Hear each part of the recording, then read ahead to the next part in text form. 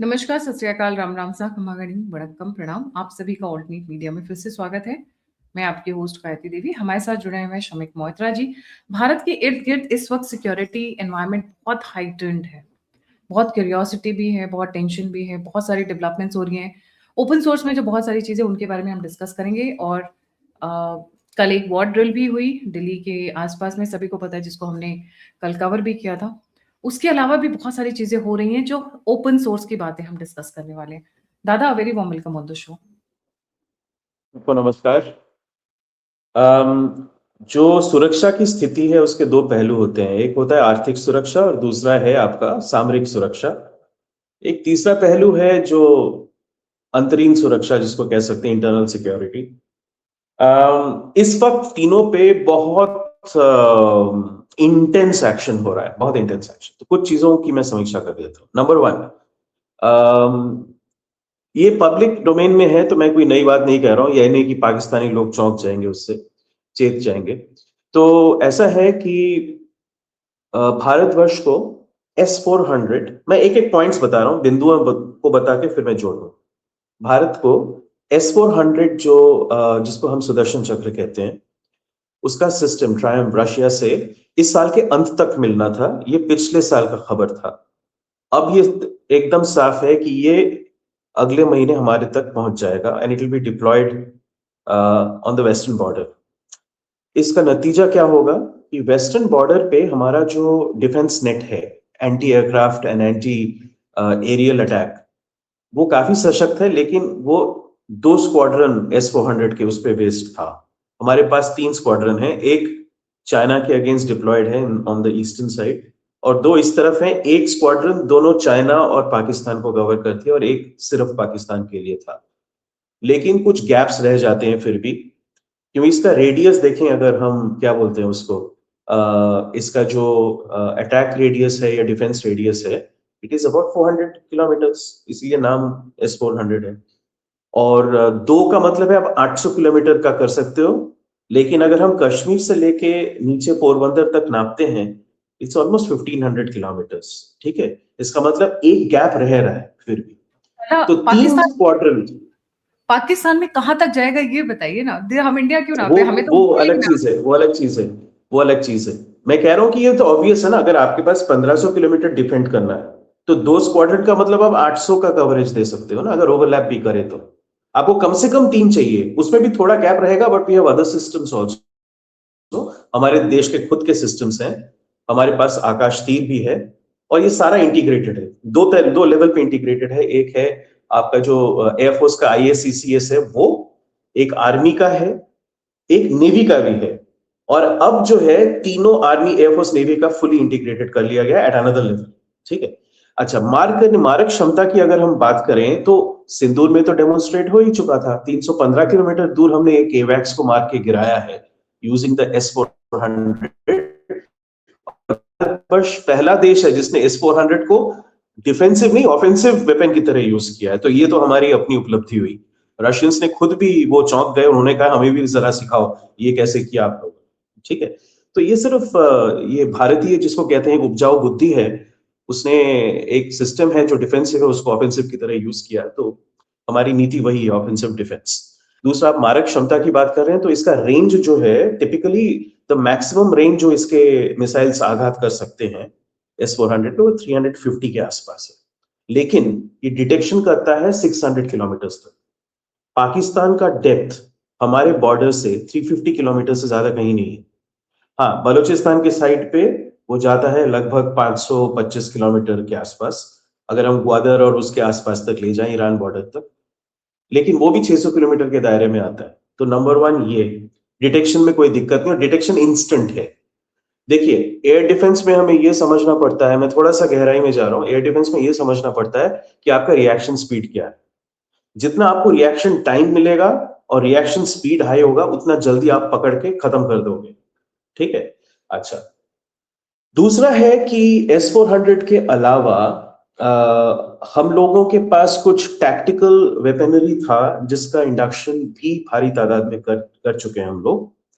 उसमें जो नया ब्रह्मोस है, जब पहले जो ब्राह्मोस हमने डिप्लॉय किया था वो 290 किलोमीटर तक का था, उसके बाद 400 किया, अभी हमारे पास 800 किलोमीटर रेंज का है, उसका इंडक्शन भी आसन्न है। तो ये चीज चल रही है। तो ब्राह्मोस के आयते में पाकिस्तान का पूरा आता है, और टिबेटन प्लेटो जो है, टिबेटन प्लेटो में कहीं से भी अगर आप देखें भारतवर्ष के बॉर्डर से, आप उस पर मार कर सकते हो, तो वो भी रेंज में है पूरा। तो ये दो चीजें हो गई हैं। कुछ और भी क्षेपणास्त्र, मिसाइल को संस्कृत में क्षेपणास्त्र कहते हैं, कुछ और भी क्षेपणास्त्र हैं जो हम इंडक्ट कर रहे हैं, और इस वर्ष के मध्य तक एक लॉन्ग रेंज और एक मीडियम रेंज क्षेपणास्त्र, उनका भी इंडक्शन कर लिया जाएगा। तो एक बहुत ही क्या बोलते हैं उत्सुकता है जो लोगों में कि हम कहाँ पे हैं रेडीनेस के तौर पे। डिफेंसिव रेडीनेस तो एकदम तैयार है, कोई भी कुछ भी करे बहुत बुरी तरह से मार खाएगा भारतवर्ष से। और इसमें मैं सिर्फ पाकिस्तान चाइना को नहीं गिन रहा हूं, अगर यूएसए भी चाहे कुछ करना चाहे, क्योंकि कुछ भी नहीं कह सकते, ट्रम्प तो थोड़ा सा बावला किस्म का है, कुछ भी गलती से कर दे तो भी मार खाएंगे। तो डिफेंसिवली हमको चिंता करने की आवश्यकता नहीं है, सामरिक जो डिफेंस है वो एकदम सुरक्षित है। कई लोग ये अब कह रहे हैं कि पाकिस्तान के ऊपर क्या हम आक्रमण करेंगे, ऑपरेशन सिंधु 2 क्या फिर से गर्म हो जाएगा? तो ऑपरेशन सिंधु 2 तो चल ही रहा है, हम लोगों ने नोटिस नहीं किया क्या? पिछले 6 महीने में कई लोग तो ढेर हुए हैं ना पाकिस्तान के अंदर, फिर पानी अभी तक रुका हुआ है उनका, फसल इस बार नहीं होने वाली है, ठीक है। खड़े खड़े फसल उनका गया, वो एकदम सूखे की हालत में है ज्यादातर क्षेत्र पंजाब का और सिंध का। इसके अलावा आपका जो उनके यहाँ पे आप लोगों ने नोटिस किया कि नहीं पता नहीं, जो वहां पे जो विघटनकारी शक्तियां हैं, जैसे बलोच लिबरेशन फ्रंट हो गया, या बीएलए हो गया, या खैबर पख्तूनख्वा में टीटीपी हो गया, इनकी अटैक्स में तीव्रता की कमी नहीं हुई है। थोड़ा बीच में कम हुआ था, फिर से अब इंटेंसिफाई कर गया है। अफगानियों के साथ एक स्थायी युद्ध की स्थिति में तो पाकिस्तान है ही, लेकिन वो कभी गर्म होता है कभी ठंडा होता है। लेकिन इन दो विघटनकारी जो शक्तियां हैं पाकिस्तान के अंदर, ये लोग बहुत एक्टिव हैं। मैं एक बात स्पष्ट कर दूं, ये विघटनकारी शक्तियां, उसमें से बलोच जो हैं, उनको सपोर्ट अमेरिका से मिल रहा है डायरेक्टली। इसलिए आप देखिए, अमेरिका का मैंने बहुत पहले बताया था, एक बेस है बलोचिस्तान में जो ईरान के ऊपर नजर रखे, और उनके वहां पे कुछ स्पेशल फोर्सेस भी तैनात हैं, 2-3 हजार। वहां पे उनका एक बहुत बड़ा ड्रोन का खेमा भी है, ये साउथ बलूचिस्तान में है, कालात के नीचे। तो ये वो ऑपरेट कर ही नहीं पाते, और अब वो पीसफुली एग्जिस्ट कर ही नहीं पाते, क्योंकि अब तक जितने भी विदेशी ताकतें बलूचिस्तान में घुसी हैं, जैसे चाइना हो गया, सबके ऊपर बलोचियों ने मार करी है, पर अमेरिका को कुछ नहीं किया, क्योंकि हथियार वही दे रहे हैं। एक तो इनडायरेक्टली आ रहा है अफगानियों से। बाय द वे, हमें यह भी याद रखना चाहिए कि अफगानियों के ऊपर अभी 2 देशों का बहुत अच्छा वो चलता है। एक हमारा भारतवासियों का, क्योंकि वो एक नेचुरल वो है, संबंध है जिसको हमने कभी तोड़ा नहीं। दूसरा अमेरिकियों का है, वो लोग हर हफ्ते $53 मिलियन देते हैं उन लोग, लगभग उसी से उनका ट्रेजरी चल रहा है अफगानियों का, ठीक है ना। तो उनके ऊपर काफी अच्छा अमेरिकियों का तालिबान सरकार के ऊपर इन्फ्लुएंस है, ये नहीं कह सकते कि नहीं है। ये यथार्थ है, ये स्थिति है। तो अब इस स्थिति में पाकिस्तान के ऊपर आक्रमण करने की आवश्यकता तभी है अगर हम ये सोचें कि इस वक्त पाकिस्तान को दुश्मन देश माने अगर, तो पाकिस्तान की जो आर्थिक अवस्था है, सामरिक अवस्था है, और सुरक्षा की अवस्था है, तीनों स्तर पे बहुत बुरी हालत में है। अब जब अगर हम कायदे से बॉक्सिंग का युद्ध कर रहे हो ना, तो जो ऑलरेडी गिर गया है उस पर आघात नहीं करते, पर ये कायदे का ये चीज नहीं है। चाणक्य नीति तो यही बताती है कि ये एकदम उचित समय है कि उनपे आक्रमण करके उनकी कम से कम सामरिक क्षमता को एकदम समाप्त कर दिया जाए। तो ये वो स्थिति है जिसका हम फायदा उठा सकते हैं इसमें। पर फिर भी मैं बता दूं, ये मत सोचिए कि कल ही हो जाएगा आक्रमण, क्योंकि कुछ चीजों का अंकुश हमारे ऊपर है, कुछ क्या कह सकते हैं आप, दबाव तो नहीं कहूंगा, लेकिन कुछ लेवरेज है। और लेवरेज मैं समझा देता हूं। ईरान के साथ ये जो अभी चल रहा है, अभी मैंने पहले ही कहा था लंबा चलेगा, वही हो रहा है, ये तो चलता रहेगा। हॉर्मुज का स्ट्रेट जब तक एक विवादास्पद स्थिति में रहेगा, तब तक ये तेल का जो आयात निर्यात है उसमें तो इफेक्ट पड़ेगा ही। और यूएसए इस वक्त भारतवर्ष को सप्लाई कर रही है तेल और natural gas. USA, Canada, Nigeria, Australia, ये ऑल्टरनेटिव्स बन के उभरे हैं, रशिया तो है ही हमारे साथ। तो अब हमें कुछ भी करें तो उस पागल को नाराज करके नहीं कर सकते, कहीं पे उसके साथ भी कुछ मतलब कॉम्प्रोमाइज कुछ तो करना पड़ेगा, हम अगर एक्शन लें तो। दूसरा, हमें एक कारण बना के एक्शन लेना पड़ेगा। अभी इमीडिएट कारण सामने तो है नहीं ना, जब तक ये लोग कुछ ना करें तो हम कैसे बोलेंगे? हमने तो पॉलिसी डिक्लेयर करी है कि अगर ये कोई टेररिस्ट अटैक करेंगे तो वो हम मान लेंगे कि ये पाकिस्तानी स्टेट ने अटैक किया, तो हम अटैक करेंगे स्टेट पे। तो वो पहले वो होना चाहिए ना। अब ऐसा है कि मैं इतना ही कहूंगा, कुछ मुझे इतना, नहीं कहूंगा कि सूचना मिली है ऐसा कुछ है, बट जो सुनने में आया वो इतना है कि कुछ एक बड़ा प्लानिंग चल रहा है पाकिस्तान के अंदर। क्योंकि देखें, जब भी वो लोग आक्रांत होते हैं चारों तरफ से, तो वो कोशिश यही करते हैं कि या तो अपने आप को यूजफुल बनाए, जैसे अभी बहुत कोशिश कर रही ईरान के युद्ध में वो मध्यस्थता करने की, जो सक्सेसफुल बिल्कुल नहीं हुआ है, या फिर वो सबके लिए एक मुसीबत खड़ी कर दे। तो मुसीबत क्या हो सकता है? टेररिज्म। तो पाकिस्तान के पास ये दो ही चाबी है। जो पहला है वो काम उतना कर नहीं रहा है, ठीक है। ईरान और पाकिस्तान कोशिश कर रहे हैं चाइना की तरफ से पेट्रो डॉलर की जगह पेट्रो युआन आ जाए, उसके लिए वो लोग पुश कर रहे हैं। पर बाकी सब जो देश है ना, वो मतलब नीम राजी की तरह दिख रहे हैं, वो मतलब पूरी तरह से उसमें वो नहीं है। इनफैक्ट डॉलर का भाव बढ़ रहा है और युआन का भाव रिलेटिवली कम है, ऑल्दो युआन एक आर्टिफिशियली पेग्ड करेंसी है। तो इस स्थिति में अब पाकिस्तान क्या कर सकता है? भारतवर्ष भी कुछ करेगा ना, ध्यान तो बटाना ही पड़ेगा। नहीं तो हर रोज वहां पे आप न्यूज देखें ना, वहां की जनता क्या देख रही है? हर रोज हमारे यहाँ पे 100 यहाँ मर गए, 35 वहां मर गए, 36 वहां मर गए, हर रोज के तादाद में मतलब भारी संख्या में लोग मर रहे हैं। पानी है नहीं, अकाल की स्थिति है। भारतवर्ष ने पानी रोक के रखा है, ये भी उन्होंने खुद ही फैलाया है प्लस। तो उसके खिलाफ कुछ तो करना पड़ेगा उनको अपनी क्रेडिबिलिटी के लिए। इस वक्त आसिम मुनीर की जो स्थिति है ना, ये जो दहशतगर्दी है उसके पीछे वर्दी है तो है ही पहले से उनका नारा। उसके साथ जो इकोनॉमिक प्रॉब्लम्स भी आ रहे हैं उसके लिए भी जनता इन लोगों को ब्लेम कर रही है कि मिसमैनेजमेंट हो रहा है। और चूंकि ये अभी जो उनका प्रधानमंत्री है, वजीर आला या जो भी कहते हैं लोग, ये शरीफ, तो उस पे किसी का मतलब कोई भरोसा है नहीं, और उसको कोई अच्छी नजर से नहीं, इज्जत से नहीं देखता है। वो तो है भी उसी तरह का। वो तो कहीं पे भी जाके बोले "ये लो सरकार हमारी", ऐसे करके बात करता है। तो उस व्यक्ति पे कौन कैसे भरोसा कर सकता? तो जो दोष है पूरा का पूरा, इन्होंने सोचा था शिकंडी रख देंगे सामने जो कंप्लायंट होगा, लेकिन वो शिकंडी ऐसा निकला कि इतना निकम्मा है कि लोग सीधा ही दोष आसिम मुनीर को ही दे रहे हैं। तो इसलिए हमारे पास तीन कारण दिखते हैं लॉजिकली कि अटेंशन डाइवर्ट किया जाए। तो अटेंशन डाइवर्ट करने के मैंने बताया दो तीन तरीके हैं पाकिस्तान के पास। उसका एक बड़ा तरीका है कि इंडिया को उकसाया जाए और इंडिया आघात करे। उनसे उनको कोई फर्क नहीं पड़ता। इंडिया अगर फिर से टेररिस्ट कैंप्स पे आघात करे तो पाकिस्तान को क्या है? वो तो एक्सपेंडेबल है ना। पिछली बार हमने क्या किया था? हमने 11 टेररिस्ट ठिकाने उड़ा दिए और उनके 9 एयर बेसेस और दूसरे कुछ ठिकानों पे अटैक किया, और बॉर्डर के जो पोस्ट है उसको ध्वस्त कर दिया। इससे क्या पाकिस्तान को क्षति हुआ? डेफिनेटली हुआ। इनफैक्ट उनका जो एयर डिफेंस और एयरफोर्स का जो वो है इंफ्रास्ट्रक्चर है वो काफी क्षतिग्रस्त हुआ था, लेकिन फिर भी अभी भी वो इंटैक्ट है। तो अगर इन लोगों ने कुछ किया तो हमारे ऊपर तो ये बनता है कि इनका जो जितना सामरिक क्षमता है पूरी तरह से ध्वस्त किया जाए, नंबर 1। नंबर 2, इनके जो सामरिक लीडर्स हैं, लीडरान हैं, इन सबको उड़ा दिया जाए इजराइल स्टाइल में। इन्होंने तो खुद ही प्रेसिडेंट सेट कर दिया है, तो यूएसए हमें कुछ नहीं कह सकती अगर हम भी वही करें तो, चाहे वो उनका लाडला फील्ड मार्शल ही क्यों ना हो। तो एक हमें मौका दें तो हम लोग इस तरफ से तैयार हैं। अच्छा, इसमें कुछ आंकड़े मैं जोड़ देता हूं। आंकड़े ये हैं कि इसको करने के लिए हमें क्या चाहिए। हमें कोई टैंक रेजिमेंट्स और बड़े बड़े स्ट्राइक कोर लेके पाकिस्तान में घुसने की कोई आवश्यकता नहीं है।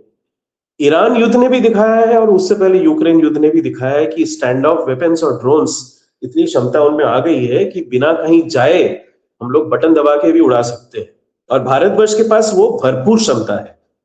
ये विदेश के प्रेस में कुछ ज्यादा बात नहीं किया जाता, वो अभी भी अपनी अमेरिका और इजराइल वगैरह की स्तुति करते रहते हैं, लेकिन सत्य तो ये है कि भारतवर्ष का जो डिफेंसिव क्षमता है वो फायर पावर 97%, 98% स्टॉप करने में समर्थ थी। हजारों ड्रोन्स आए थे, मिसाइल्स आए थे पाकिस्तान की तरफ से।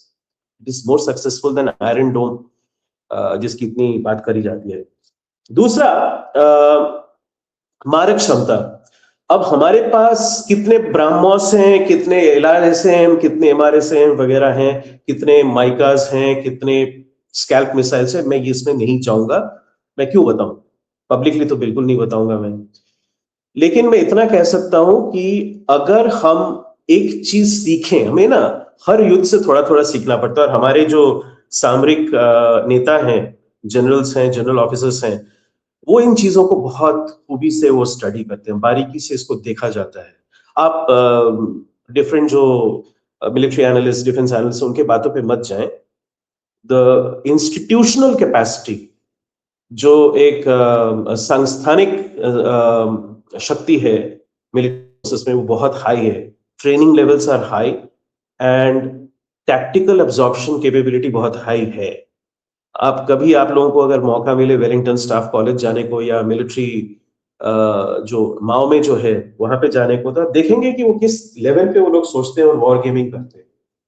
और हमेशा हमें याद रखना चाहिए, इसलिए मैं ये क्वांटिटी पे जानबूझ के नहीं जा रहा हूं, मैं कुछ और बताने की कोशिश कर रहा हूं। आप हमेशा याद रखिए, युद्ध उसी से करते हैं जो आपके पास है।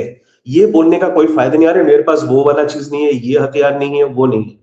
जो है उसी के अंदर प्लानिंग किया जाता है, बखूबी किया जाता है, और जो अच्छे प्लानर्स और एग्जीक्यूटर्स होते हैं वो फिर भी करके दिखाते हैं, जो हमारे सामरिक बाहिनियों ने किया है ट्रेडिशनली।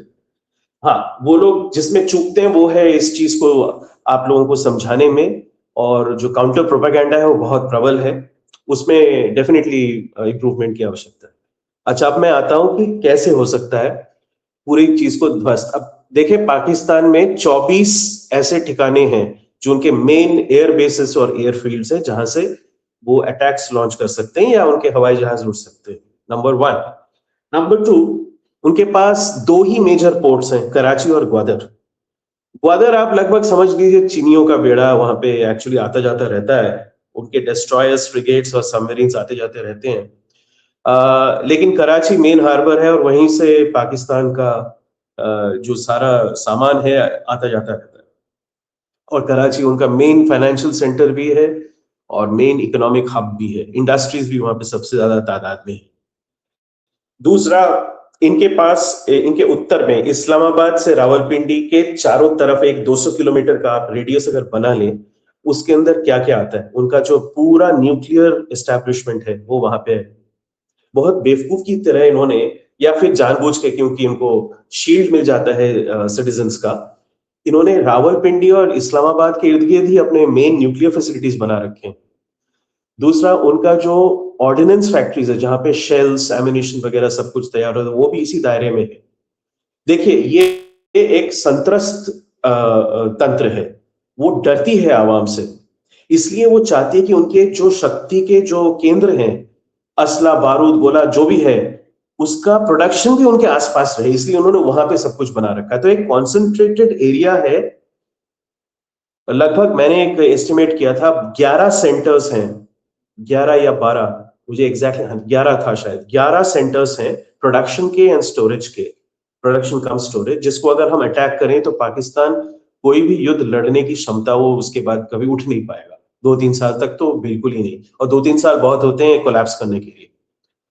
तो एक मैंने बताया, इनके 24 एयरफील्ड्स और वो हैं, एयर बेसिस हैं। 11 ये ऐसे स्थान हैं जिसमें वो 2 न्यूक्लियर साइट्स भी आ जाते हैं पाकिस्तान के। देन आप देखें अगर इनके कमांड हेडक्वार्टर, पाकिस्तान के 7 कोर हैं आर्मी के, ठीक है। कराची का मैंने बता दिया था, नेवी वहां पे है, तो वो एक शॉट में ध्वंस हो सकता है, वो खास है नहीं। 7 कोर में से 2 इनके उत्तर में है, 1 बलोचिस्तान में है, और 4 इंडिया के अगेंस्ट डिप्लॉयड है। 7 कोर है तो 7 हेडक्वार्टर्स भी हैं कोर के। तो आप उनके 7 हेडक्वार्टर्स को उड़ा दो, और तब उड़ाओ जब आपके पास ह्यूमन यानी इंटेलिजेंस हो। कि अब आप सोच रहे कि मैं पूरी स्ट्रैटेजी बता रहा हूं जी, मुझे किसी जनरल स्टाफ ने ब्रीफ नहीं किया, मैं बता रहा हूं कि क्या हो सकता है, मैं एक आकलन दे रहा हूं आप लोगों को। तो ऐसे 7 स्कोर, तो कितने हो गए? 24, 11 और 7, यानी कि 42 ऐसे स्थल हैं जिनको अगर हमने विध्वस्त कर दिया तो पाकिस्तान की जो सामरिक क्षमता है, तो ये मेरा खुद का स्पेकुलेशन है, वो एकदम लड़खड़ा जाएगी। उसको उस अवस्था में लेके जाना एक मौके की आवश्यकता है, और इसको करने के लिए हमें हजारों ब्रह्मोस नहीं चाहिए। आपको कोई 200-300 ब्रह्मोस चाहिए, उसी से काम बन जाए। कुछ सैकड़ों ब्रह्मोस ऐसे बोलते हैं, उतना तो हमारे पास पेयर चेंज है, हमारे लिए कुछ भी नहीं है। और मैं तो उसमें भी नहीं जा रहा हूं कि हम अग्नि 5 जिसमें मल्टीपल री एंट्री व्हीकल्स वाला क्षमता भी है, मतलब एक मिसाइल से आप 9 स्थानों पे आघात कर सकते हो, वो सब तो छोड़ ही दें, वो भी यूज किया जा सकता है। तो हेवी पेलोड वाले, उनका जो पेलोड क्षमता है वो 1 टन से 3 टन है, यानी 1000 से 3000 किलोग्राम एक मिसाइल पे, वो भी हम इस्तेमाल कर सकते हैं। और अगर हमारे पास एक बहुत प्रोवन क्षमता है, वो है प्रेसिशन स्ट्राइक। हम 1 metre circular error of probability, 1 metre के दायरे में आघात कर सकते हैं, ये हमने करके दिखाया। हमने तो 45 सेंटीमीटर के वेंट से नूर असलम बेस को उड़ा दिया। तो हमारे पास ये जो क्षमता है ये पर्याप्त है। कुछ सैकड़ों मिसाइल खर्च करने की आवश्यकता है, ये देश उठ नहीं पाएगा उसके बाद। और हमारे पास इतना ह्यूमन इंटेलिजेंस है जो हम, बाय द वे कोलैबोरेशन होता है, सीआईए, मोसाद सभी चिंतित हैं इसके न्यूक्लियर आर्सेनल के बारे में, तो हमें पता है कहां पे क्या है। उनको भी एक साथ इकट्ठे ध्वंस कर सकते हैं, और उसके लिए वही मैं कह रहा हूं, कुछ सैकड़ों मिसाइल्स की आवश्यकता है। आप सिर्फ नेवी का एक बेड़ा पहुंचा दे, एक नए कलकत्ता क्लास डिस्ट्रॉयर में 32 सेल्स हैं, 16 सेल्स हैं पुराने डिस्ट्रॉयर्स में। तो आप अगर एक बेड़ा लगा दें 10 डिस्ट्रॉयर्स का, 10 टाइम्स 16, तो इसका वही तो 160 होता है, और 32 वाले आगे तो 320 होता है। तो ये पर्याप्त है। और उसके बाद आप अगर एयरक्राफ्ट कैरियर भी डिप्लॉय करें, उनके साथ पैकेजेस भेजें, strike packages in coordination with Indian air force, ये पर्याप्त है पाकिस्तान को समाप्त करने के लिए। तो ये वो डिसीजन नहीं है कि क्या होगा, कैसे होगा, क्या वो न्यूक्लियर बम मार देंगे, जितना वो सब कुछ है, ये सारे कैलकुलेशंस हो चुके हैं, आप लोग आश्वस्त रहें। वो उस स्थिति में नहीं है कि वो मारने के उस तक आ जाएंगे। हाँ, जो डेंजर वो ये हो सकता है कि ये हथियार वो किसी आतंकवादी ऑर्गेनाइजेशन को दे दें, उनके पास टाइमर हो न्यूक्लियर बॉम्ब के साथ, वो कहीं जाके अगर स्मगल करके लाए और एक्सप्लोड कर दें, तो वो एक विकट स्थिति हो सकती है। पर उसके लिए भी इंटेलिजेंस गैदरिंग, और हम लोग पेनिट्रेट कर चुके हैं। ये धुरंधर पिक्चर जो है ना, ये एक बहुत बड़ा आई ओपनर है जनता के लिए, लेकिन जो उस क्षेत्र में काम करते हैं उनको सबको पता है कि पाकिस्तान, श्रीलंका, बांग्लादेश, नेपाल, जहां तक इंटेलिजेंस का सवाल है, हम लोग एकदम एकदम अंदर तक घुसे हुए हैं उनके हर क्षेत्र में। तो ऐसा कुछ नहीं हो सकता है, ऐसा कोई पंछी फड़फड़ा के कुछ नहीं कर सकता है, अपार्ट फ्रॉम छोटे मोटे लोकल एक्शंस। अब ये टेरर अटैक में 20 लोग मरते हैं तो हम घबरा जाते हैं, लेकिन है तो एक बहुत छोटा एक्शन, अगर आप कॉन्टेक्स्ट में देखें, वो शायद वो कर सकें। लेकिन इस टाइप का जो एक्शन है उसके लिए प्लानिंग, लॉजिस्टिक्स, परिकल्पना बहुत भारी होता है, और उसको छुपाना बहुत मुश्किल है अगर आपका सिस्टम पूरी तरह से पेनिट्रेटेड। भारतवर्ष भी कॉम्प्रोमाइज्ड है। भारतवर्ष के कई स्तरों पे हमारे मीडिया में, कुछ बाबू लोगों में या दूसरे जगह पे घुसे हुए हैं। इसलिए आपने देखा इसरो का वो जो हमारा नाभिक सिस्टम का 4 सैटेलाइट लॉन्च करने वाले थे, वो हम नहीं कर पाए, और वो अब तो साफ है कि वो साबोटाज था, एक एक्चुएटर में प्रॉब्लम था। तो ये सब तो होता रहेगा, लेकिन एक पूरा जो हमारा कैपेसिटी है, इंस्टीट्यूशनल कैपेसिटी है, वो इसको डील करने के लिए समर्थ है। तो इसमें हमें ज्यादा उत्तेजित होने की आवश्यकता नहीं। अब ये कब होगा इसका मैं अनुमान इस वक्त मैंने लगाया है, पर मैं बताऊंगा नहीं क्योंकि वो उचित नहीं होगा। होगा अवश्य, इसी साल होगा, इस साल के शायद मध्य में हो, या आखिर से पहले 3-4 महीने पहले हो। तो एक पीरियड है हमारे सामने, जो मैं कहूंगा मई से लेके सितंबर तक का एक पीरियड है, उसमें कभी भी हो सकता है। उसमें कुछ चीजों पे थोड़ा सा हमें ध्यान है हमारा, जैसे मैंने कहा अभी सुदर्शन चक्र S-400 ट्रायम्फ सिस्टम, वो मई में आएगा, तो उसका डिलीवरी हो जाए, तैनात हो जाए, तो वो एक अच्छा एडिशनल बैरियर बन जाता है। कुछ चीजें और आ रही हैं, कुछ सामान और मंगाया जा रहा है, इलेक्ट्रॉनिक भी सामान है, इलेक्ट्रॉनिक रेडार वगैरह इक्विपमेंट। भारतवर्ष ने रशिया से एक रेडार मंगाया है, जो दुनिया का सबसे शक्तिशाली रेडार है, जो VHF बैंड पे भी चलता है, मैं वो बताता हूं क्यों वो आवश्यक है। VHF बैंड वो बैंड है फ्रीक्वेंसी का जिससे आप स्टेल्थ एयरक्राफ्ट को भी डिटेक्ट कर सकते हैं आराम से, और उसको ट्रैक कर सकते हो, उसको लॉक भी कर सकते हो। सो एक वोरोनेज बोल के एक रडार है। वोरोनेज एक शहर है रशिया के अंदर, तो उसके नाम पे इसको रखा गया वोरोनेज रडार। इसकी क्षमता बियॉन्ड द होराइजन है, यानी कि अर्थ तो राउंड है, गोलाकार है हमारी पृथ्वी, लेकिन तो क्या है कि लाइन ऑफ साइट जहां तक वो गोलाकार जगह होराइजन के पीछे छिप जाता है वो नॉर्मल रेडार नहीं देख सकते, पर ये रेडार उसके बियॉन्ड भी देख सकता है। कहां तक? 8,000 किलोमीटर तक। तो चाहे वो कोई आईसीबीएम आ रहा हो या एयरक्राफ्ट का बेड़ा आ रहा हो किसी शत्रु देश से, चाहे यूएसए ही कोई मिसचिफ कर दे, कोई भी करे, ये रेडार वो देख सकेगा। और ये इसको हम हमारे दक्षिण में जो पेनिनसुलर इंडिया है वहां पे इसको स्थित किया जा रहा है, तो ये भी आने वाला है। आप लोगों ने देखा होगा कि रशिया के जो डेप्यूटी डिफेंस मिनिस्टर, उनके साथ अजीत डोभाल जी मिले, तो कुछ बातें इन चीजों पे हुई हैं, कुछ बातें इंटेलिजेंस पे हुई हैं, और कुछ ये जो इक्विपमेंट है जिनकी डिलीवरी थोड़ा सा पेंडिंग था उसको स्पीड अप किया गया है। Russia has been very cooperative. इस वक्त देखें, भारतवर्ष और रशिया का ट्रेड बढ़कर जो $20 बिलियन था आज से 3-4 साल पहले, अभी वो 62-65 बिलियन हो गया है, और इस साल के अंत तक ऑलमोस्ट $100 बिलियन तक हो जाएगा। ये तेल की वजह से हो रहा है, एनर्जी की वजह से हो रहा है, पर दूसरे भी क्षेत्र है। अच्छा, आप में से कुछ लोग उत्तेजित मत होना कि पाकिस्तान में रशिया के कंपनी ने $80 मिलियन का इंसुलिन बनाने का प्लांट बना रहे हैं। यार ये चिल्लड़ भी नहीं है, आप लोग इन सब चीजों में मत उलझिए। इसको मतलब बोलना भी एकदम क्या बोलूं मैं, ये छिछोलापन है। छोड़ दीजिए इन चीजों को। जो मेन स्ट्रेटेजिक चीजें हैं ना, उस पे हम लोगों का तालमेल बहुत अच्छा चल रहा है इस वक्त। एक चीज और है, एक दूसरा पॉडकास्ट भी हम करेंगे, उस पर मैं बताऊंगा। इन सब चीजों के चलते दुनिया में अर्थव्यवस्था में कई तब्दीलियां आ रही हैं। तो सेंट्रल बैंक डिजिटल करेंसी पे अभी इस वक्त इंडिया के पास ब्रिक्स का राष्ट्रपतित्व है, तो सीबीडीसी पे बहुत बड़ा एक्शन होने वाला है ब्रिक्स का। तो उस पे भी कोऑर्डिनेशन चल रहा है, और बाय द वे वो सिक्योरिटी के साथ डीपली लिंक्ड है, क्योंकि हम लोग नहीं चाहते हैं कि ये जो स्टेबल कॉइन, क्रिप्टोज, ये जो चलता है ना, इसके विकल्प में सीबीडीसीज लाए जाएं जिसके पीछे सरकार का भी हाथ होगा, उसकी गारंटी होगी। और वो जब आएगा तो एक स्थिरता भी आएगी, और जो ये विकट फाइनेंसिंग होता है टेरर नेटवर्क्स या गंदे कामों का, वो भी कम हो जाएगा। तो उस पर हम आगे चल के बात करेंगे, पर अभी के लिए मैं इसी पे समाप्त करता हूं कि एक्शन तो डेफिनेट है, अनिवार्य है, होगा ही, होके रहेगा। मई और सितंबर के बीच में कभी भी हो सकता है, पर हाँ, एक कैसस बेली यानी कि एक युद्ध का कारण हमें मिलना चाहिए, जो वैसे ही स्थितियां कुछ ऐसी हैं कि पाकिस्तान अपने आप ही दे दे, तो उसमें कोई दिक्कत नहीं है। और कारण तो हमेशा होते हैं। अब ऐसा है कि ईरान ने डायरेक्टली तो यूएस और इसराइल पे आघात किया नहीं था, फिर भी उस पे इन्होंने आक्रमण किया, तो हम भी कर सकते हैं। प्रेसिडेंट तो बन ही चुका है।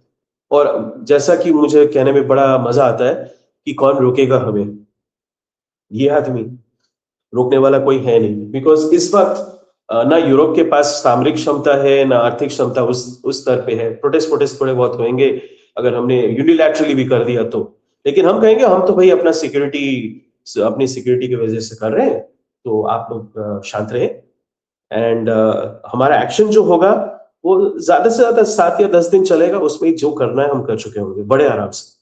इनफैक्ट मेरा तो ये एक अनुमान है कि जिस लेवल तक हमारी सामरिक क्षमता अभी तक पहुंच चुकी है, अगर हम सोचे समझे स्ट्रेटेजिक तरीके से, ये जो उटपटांग युद्ध चल रहा है ईरान में वैसे नहीं, क्योंकि हमें टारगेट्स पता है, उस तरह से अगर करें तो ये कुछ घंटों में हम इसको पूरा समाप्त कर सकते हैं। इतनी क्षमता है हमारे पास। हमारी जितनी क्षमता है उसका हमने 10% भी नहीं दिखाया था ऑपरेशन सिंधु।